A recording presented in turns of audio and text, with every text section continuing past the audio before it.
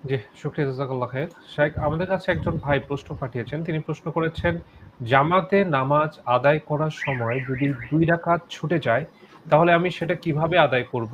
২ রাকাতের মাঝখানে কি আমার বসতে হবে? নাকি ২ রাকাতের মাঝখানে বসতে হবে না? ৩ রাকাত নামাজ ছুটে গেলে কি করব?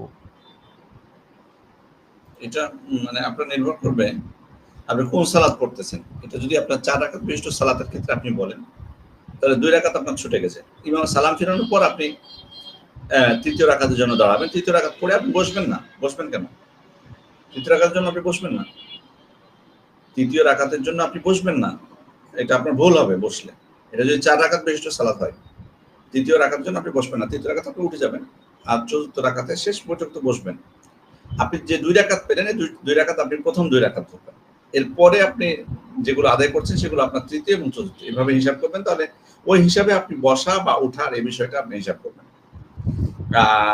আর যদি এটা মাগরিবের সালাত হয়, যে আপনার ২ রাকাত ছুটে গেছে, সেক্ষেত্রে কিন্তু আপনি মাগরিবের সালাতে ২ রাকাত আপনার ছুটে গেছে। এখন আপনি সালাম ফিরানোর পর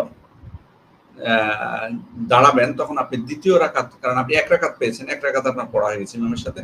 এখন আপনি ২য় রাকাত পড়ার উদ্দেশ্যে দাঁড়িয়েছেন।